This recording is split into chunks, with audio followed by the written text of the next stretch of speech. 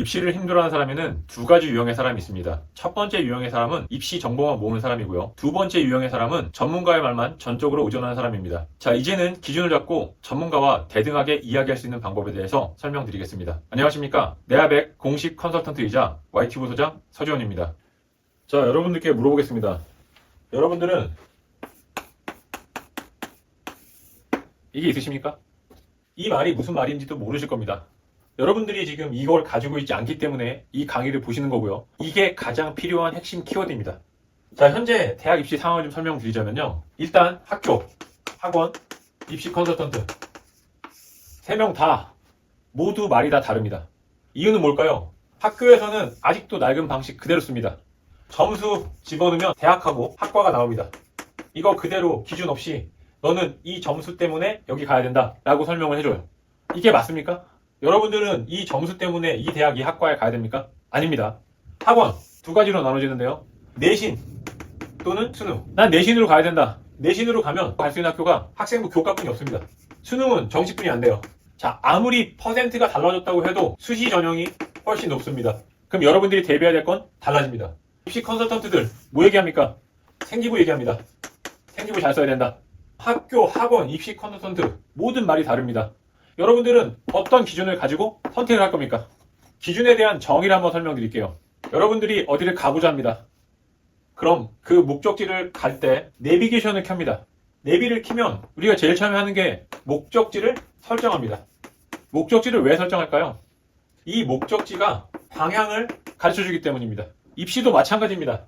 기준을 잡는다는 건 목적지를 잡는다는 거랑 똑같고 입시에 방향이 생깁니다. 입시를 끝이라고 생각하는 사람들이 많습니다.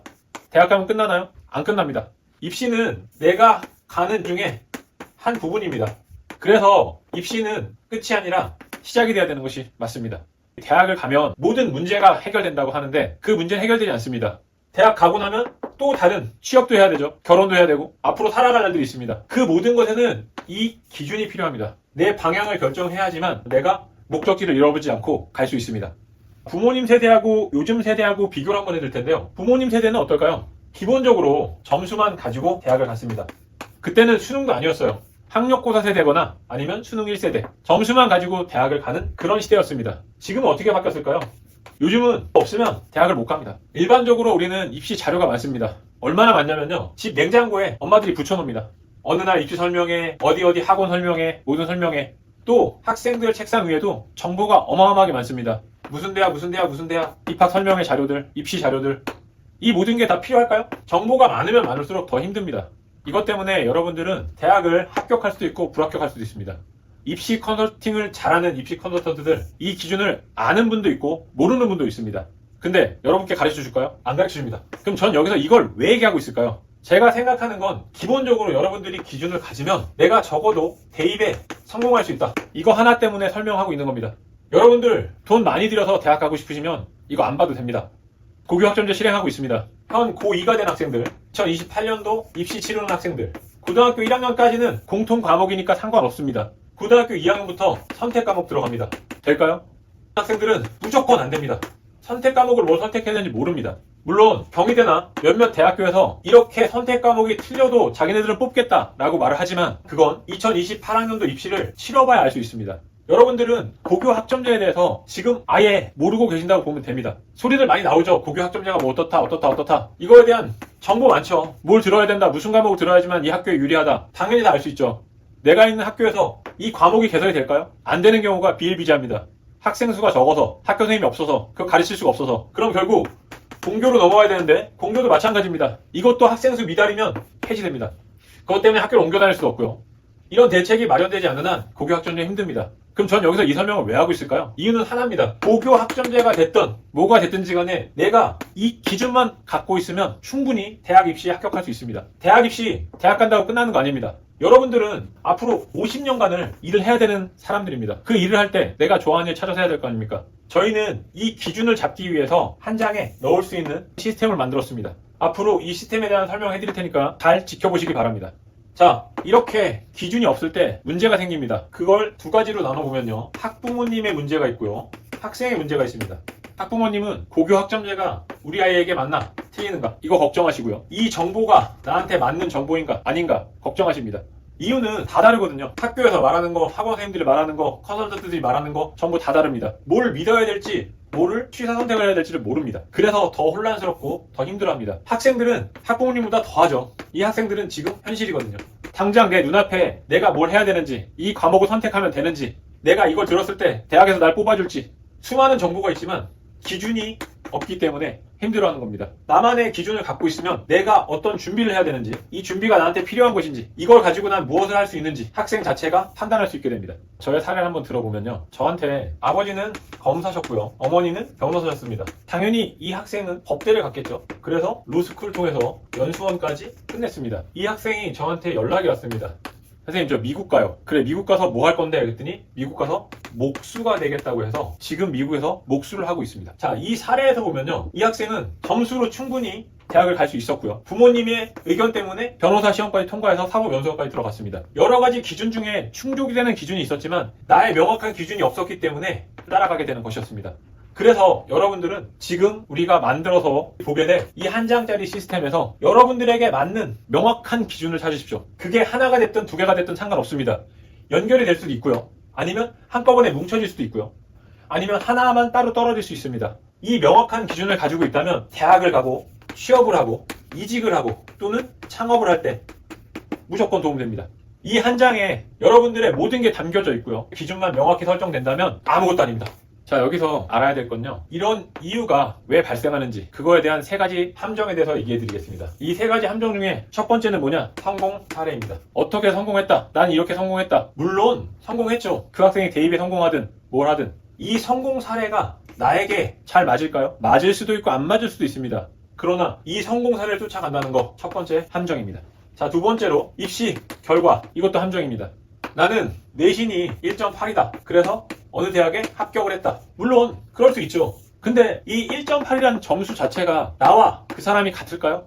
다릅니다. 근데 이 입시 결과만 보고 나서 나는 1.8이니까 합격할 수 있다. 이것이 두 번째 함정입니다. 세 번째 함정은 정말 목소리 높이는 사람. 이 사람들을 따라가게 되는데요. 뭐가 좋다. 어디가 잘한다. 이렇게 해야만 한다. 저만 믿으십시오. 이러면 됩니다. 어렵습니다. 고3을 한 번이라도 지내본 부모님들은 제가 하는 이 말이 무엇인지 분명히 이해하십니다. 그러나 경험이 없으신 분들은 이게 틀려? 왜 틀리지? 물론 100% 틀리다는 게 아니라 내 케이스랑 안 맞는 것입니다. 결국 내 기준하고 이 사람의 기준이 같지 않기 때문에 생기는 결과입니다. 입시 결과도 마찬가지입니다. 내가 1.8을 맞았지만 나의 1.8하고 이 친구 1.8하고 같지 않습니다. 왜? 이것도 기준이 다릅니다. 나의 1.8 기준은 국영수 기준인데 얘는 국영수가 아닌 다른 탐구까지 잘해서 1.8이 나왔을 수도 있습니다. 그래서 명확한 기준이 없기 때문에 함정이 또 생기는 거고요. 이 세 가지 함정에 빠지지 않았으면 좋겠습니다. 자, 여러분들은 이렇게 함정이 많고 혼란스러운 시기를 겪고 있습니다. 이 혼란을 없앨 수 있는 방법은 뭘까요? 여러분들이 명확한 이것을 찾는 것입니다. 이것만 찾으면 방향이 되고 내가 살아가는 힘이 될 수 있습니다. 여러분들 명확한 이걸 찾아보시기 바랍니다. 자, 이번에는 이 교육 시스템에 대해서 말씀드리겠습니다. 자, 교육 시스템. 이 교육 시스템은 폐기화 시켜서 일 잘하는 일꾼을 만들려고 했던 게 예전의 교육 시스템입니다. 이 교육 시스템이 지금의 교육 시스템과 맞을까요? AI 시대가 됐습니다. 여러분들의 정보나 지식이 아무리 많다고 해도 AI만큼 많을까요? 절대 그렇지 않습니다. 그럼 우리는 이 교육 시스템이 아니라 지금 이 AI를 이용할 수 있는 교육 시스템, 이런 시스템을 찾아야 합니다. 세상은 변하고 있습니다. 세상의 변화를 여러분들도 느끼고 계실 거고요. 자, 예전에는 말을 타고 다녔습니다. 말을 타고 다니다가 어떻게 변화가 됐을까요? 자동차로 변했습니다. 훨씬 더 편리하게 변했죠. 말 타고 다녔던 사람들은 자동차 나왔을 때 말이 더 편한데 왜 자동차 타냐고 뭐라고 했습니다. 그러나 지금은 말 타고 다니는 사람들이 있을까요? 없습니다. 자, 자동차에서 지금 뭘로 넘어갔을까요? 전기차로 넘어갔습니다. 자, 전기차 타고 다니는 사람들한테 자동차 타고 다니는데 불편하다고 말합니다. 안 넘어갈까요? 넘어갑니다. 자, 그러면 이렇게 변화가 되고 있습니다. 그럼 교육 시스템은 변화가 됐을까요? 교육 시스템 자체는 전혀 변화가 되지 않았습니다. 예전 방식과 동일하게 학생 선발하고 그 선발에서 대학에서 교육하고 교육해서 사회로 나와. 이 시스템은 변화가 없습니다. 지금 시대에 맞게 시스템이 바뀌어야 됩니다. 자, 그럼 평가 방법의 변화에 대해 설명을 해보자 하는데요. 평가 방법은 제일 처음에 점수였습니다. 점수만 잘 맞으면 대학 갈 수 있었습니다. 지금은 어떻게 변했을까요? 점수는 내신과 수능으로 나누어졌고요. 그리고 생기부가 추가가 됐습니다. 자, 이렇게 평가 방법이 점수만 평가하던 데서 내신과 수능과 생기부를 평가하는 방법으로 바뀌었습니다. 그래서 우리는 이거를 정량평가에서 정성평가로 바뀌었다고 말합니다. 이렇게 평가 방법이 바뀌는데 여러분들은 아직도 이거에만 목매달고 있습니다. 기준이 없어서 그렇습니다. 내가 생기부를 잘 써서 대학을 갈 수 있는 사람인지, 내가 내신 성적이 높아서 대학을 갈 수 있는 사람인지, 나는 수능 점수를 잘 맞아서 대학을 갈 수 있는 사람인지, 이 기준이 없기 때문에 이 평가 방법에 적응을 못하는 겁니다. 이렇게 적응을 못하면 대학 가기 어렵습니다. 이 기준은 누가 정해야 될까요? 이 기준은 본인들이 정해야 됩니다. 방법 간단합니다. 그러나 여러분들이 정확히 잘 따라 해야지만 간단한 거지, 그렇지 않으면 어려울 수 있습니다. 자, 그럼 고교 학점제 설명 한번 더 하면요, 좋은 제도입니다. 여러분들한테도 도움이 되는 제도기도 하죠. 근데 현실적으로 불가능한 부분이 많습니다. 자, 고등학교 1학년 때, 고등학교 2학년 때, 고등학교 3학년 때 전부 다 달라질 수 있습니다. 이것도 기준이 모호해서입니다. 근데 내가 이 기준을 정확히 갖고 있다면 고교 학점제에서 내가 선택 과목과 내가 가야 할 학과가 정해지기 때문에 충분히 가능합니다. 이게 없으니까 내가 뭐 해야 될지 모르고, 그것 때문에 요즘 나오는 무전공, 이런 말들이 생겨나고 있습니다. 기준이 있다면 무전공이 필요할까요? 내 기준에 따라서 선택을 하면 되는데요. 그럼 결과적으로 아까 말한 자동차에서 말로 되돌아가는 것뿐이 안 됩니다. 여러분들은 좀 더 나아가는 방향으로 가야지 쇠퇴하는 방향으로 가면 안 됩니다. 자, 그래서 이 고교 학점제를 우리가 봤을 때 부모님들이 가장 두려워하시는 것은 이 정보의 과잉입니다. 이 말이 맞을까? 이 말이 틀릴까? 학부모님들이 저한테 오실 때는 학교에서 상담하고 학원에 상담하고 입시 컨설턴트한테 상담을 다 받고 맨 마지막에 저한테 오십니다. 결정이 안 되니까, 명확한 기준을 제시를 못 해주니까. 그래서 맨 마지막에 이 기준을 찾으려고 저한테 오십니다. 그럼 저는 이 기준을 어떻게 만들어 드릴까요? 제 나름대로 기준을 내릴까요? 아닙니다. 그건 여러분들이 작성해 놓은 이 정보나 데이터들을 통해서 명확한 기준을 찾게 되는 것입니다. 제가 찾아드리는 게 아니고요. 이건 여러분들이 찾을 수 있는 것입니다. 왜? 나에 대해서 알 수 있거든요. 내가 어떤 사람인지, 내가 뭘 좋아하는지, 내가 어떻게 살았는지, 내가 앞으로 어떻게 살 것인지, 내가 앞으로 뭘 하고 살 것인지 전부 다 이 하나의 시스템에 들어가 있습니다. 이걸 이해한다면 여러분들의 돈이 전략될 것이고요. 이 돈이 전략된다면 그 다음 단계로 가는 마중물이 될 수 있습니다. 저는 진로 전문가가 맞습니다.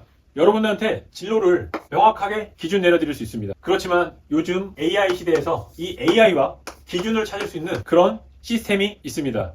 그 시스템이 바로 네아백 캔버스 시스템입니다. 이 한 장짜리가 여러분들에게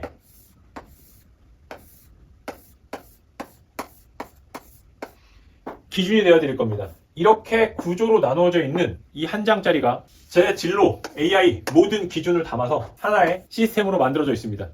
여러분들에게 네아백 캔버스 시스템을 소개합니다. 자, 저는 미리 한번 그려놨는데요. 이렇게 캔버스가 있습니다. 이 네아백 캔버스는 11개로 구성되어 있고요. 이렇게 여러분들이 하나씩의 기준점을 찾아가면서 저와 동등해질 수 있습니다. 저는 요즘 좀 걱정이 되는데요. 이게 나오면 제가 설 자리가 없을까봐 그런 걱정도 듭니다. 그만큼 완벽한 기준을 제시해줄 수 있는 네아백 캔버스입니다. 자, 이 첫 번째는 정체성에 관한 부분이고요. 이 정체성에 대해서 나를 알아가는 부분입니다. 이 두 번째 부분은 아비투스 부분입니다. 내 주변 관계, 그리고 부모님, 이런 모든 것들이 여기에 표시가 되고요. 세 번째는 클러스터, 직업군을 의미합니다. 내가 할 수 있는 직업군이 무엇인지, 그리고 네 번째는 내가 어떻게 살아왔는지, 어떻게 살아갈 것인지, 그거에 대한 생활기록부, 특히 세특 부분이 좋은 기준이 될 수 있겠죠. 다섯 번째로는 내신, 지금 현재 내 내신이 1.89다.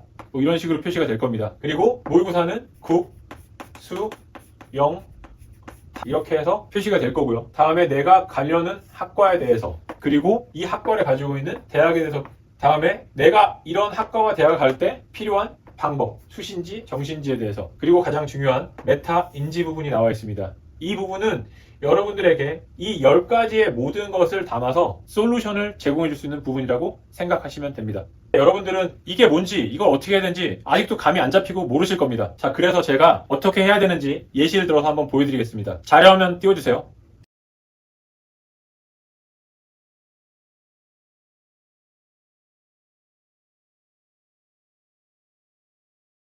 자, 오늘 볼 부분은요. 일단 캔버스부터 작성을 하고 시작할 텐데요. 자, 캔버스는 여러분들이 그리셔도 되고요. 캔버스가 필요하신 분들은 캔버스를 다운받아 쓰셔도 됩니다. 자, 이 학생의 경우는요. 일단 정체성 부분을 살펴봤을 때 정체성 부분이 첫 번째로 착하다. 두 번째는 말이 없고 조용한 성격이다. 세 번째는 그에 비해서 남들 가르치는 걸 잘한다. 그리고 이 사람은 속을 알 수가 없다. 그리고 욕심이 많은 편이다. 이렇게 정체성 부분이 드러나 있습니다. 자, 두 번째로 볼 부분은요. 아비투스 부분인데요. 아비투스는 소득 분위가 6분위 정도 되고요. 그래서 모든 것이 해당 사항이 없습니다. 또한 학생과 학부모가 거의 일치하고 있습니다. 일치한다기보다는 기본적으로 학부모가 학생 의견을 존중하는 그런 케이스고요. 다음에 세 번째로 보면요. 이 학생은 지금 관광, 경영 쪽으로 마케팅 쪽으로 직업군을 가지려고 하고 있습니다. 생활기록부는 저희가 하는 아트 기준으로 4 정도가 되고요. 그래서 자율활동은 보통이고요. 동아리 활동은 잘 돼 있는 편이고요. 봉사활동도 잘 돼 있는 편입니다. 진로활동이 조금 안 좋은 편입니다. 자, 그리고 내신은 5등급이 3.34고요. 9등급으로는 5.23입니다. 근데 중요한 건 이 친구는 자율고 출신이기 때문에 이 등급 자체를 믿으면 안 됩니다. 자, 모의고사는 국어 2등급, 수학 6등급, 영어 6등급, 탐구 6등급, 한국사가 9등급입니다.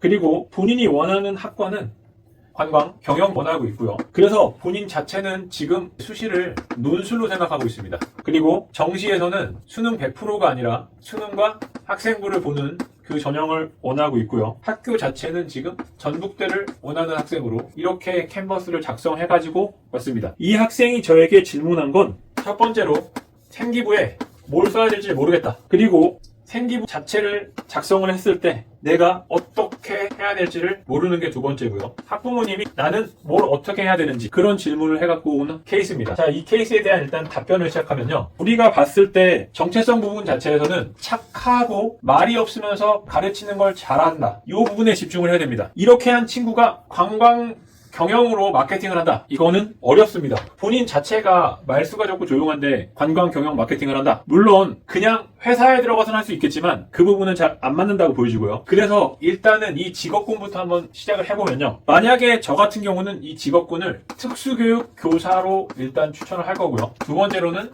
사회복지사 이렇게 추천을 할 겁니다. 그렇게 됐을 경우 이 친구의 예시는 3.34가 자율고에서는 가능한 수치로 볼 수 있습니다. 보통의 경우는 이거 2분의 1 정도 하면 등급으로 환산할 수 있거든요. 그래서 2분의 1을 했을 때 이 친구는 거의 2등급까지 간다고 볼 수 있습니다. 그래서 가능성이 없다고 볼 수는 없고요. 지금 이 모의고사에서 우리가 중요하게 생각돼야 될 부분은 국어가 2등급입니다. 국어 2등급은 어떤 결과를 가져올 수 있느냐? 수학 6, 영어 6, 탐구 6을 전부 다 수학은 3등급까지는 가능하겠지만 나머지는 2등급까지 올라갈 수 있는 그런 잠재 능력을 갖고 있기 때문에 충분히 가능하다고 봅니다. 그랬을 경우 지금 생기부에서 필요한 부분을 체크를 하면요. 동아리 활동은 본인이 가르치는 걸 잘했기 때문에 가르치는 동아리나 이 봉사활동 부분이 충분히 잘 돼 있을 거라고 보고요. 진로 활동이 안 됐던 이유는 관광 경영을 통해서 마케팅과 관련이니까 진로 자체가 안 맞기 때문에 이 부분을 바꿔주면 충분히 진로 부분이 올라가면서 이 지금 아트 생기부가 6까지 올라갈 것으로 보여집니다. 자, 이렇게 됐을 경우는 이 친구에게 학과 자체가 바뀌어야 되는데요. 학과를 특수교사 때문에 지금 보면 우리는 특수교육 이렇게 바꿔줄 수 있습니다. 이 학생이 여학생이기 때문에 학교는 전북대보다는 가장 높은 이화여대를 지원을 하는 것도 하나의 방법이 되겠고요. 이 친구가 자율고기 때문에 분명히 생기부에서 우리가 쓰여지는 세특이 달라질 것입니다. 이 다른 세특으로 충분히 가능할 수 있으니까 여기까지 생각을 해보고요. 그렇지 않고 내가 지금 이 현재 성적으로 갈 수 있다. 단국대는 죽전 캠퍼스를 말하고요. 또는 안성에 있는 한경대, 이건 국립대인데 잘 알려지지 않은 대학인데 특수교육 쪽은 유명합니다. 또는 공주대 이렇게 생각을 하고 수능을 논술 전형으로 가겠다는 걸 접고 수능을 최저를 이용한다. 거기까지 생각을 해서 이화여대 때문에 맞추고요. 수시 자체는 아예 학생부 종합으로 쓴다 라고 생각을 하는 편이 좋습니다. 이 학생에 대한 지금 솔루션을 제공하면요. 생기부에 치중을 해서 아트 생기부까지 올린다. 첫 번째. 그리고 내가 생각했던 직업군에 대해서 확실하게 변화시킨다. 그리고 세 번째로는 내가 대학 자체가 바뀐 거에 대해서 이것 때문에 노력할 수 있는 경우가 생긴다. 이렇게 솔루션이 나올 수 있습니다. 자, 그럼 질문에 대해서 생기부에 뭘 써야 될지 모르겠습니다. 생기부에 쓰는 거는 본인이 내가 뭐 했다는 그런 자체를 쓰는 것보다는 나는 어떻게 했다. 사실 내가 뭘 했다는 행동에 대해 써야 됩니다. 생기부가 잘 써졌다. 보통 길게 써지면 잘 써진 게 아니고요. 내가 뭐 했다는 게 명확하게 나와 있지 않으면 이건 잘 써진 생기부라고 볼 수 없습니다. 내가 어떤 행동을 했고 이 행동 때문에 내가 어떻게 변화가 됐고 이 변화된 게 세특에 기록될 수 있도록 쓰면 충분히 할 수 있습니다. 그리고 어떻게 써야 되는가? 분명하게 얘기할 수 있는 건 내 직업군의 변화, 직업군이 특수, 교육, 교사로 변해 이거에 대해서 내가 필요한 부분을 맞추면 됩니다. 내가 이 직업군을 갖기 위해서 진로 부분에 내가 어떤 역량을 더 쏟았다 라는 것이 들어가면 아트 생기부 6까지 올라가는 건 충분히 가능합니다. 자, 그리고 학부모님의 역할에 대해서 질문했는데요. 학부모님의 역할은 여기서 특별하게 해주실 부분이 없지만 이 학생 경우는 착하고 말하지 않고 조용한 자체에 대해서 이 친구는 격려가 필요하다. 학부모님들이 아무것도 아니지만 너 오늘 정말 잘했어 라고 칭찬 한마디에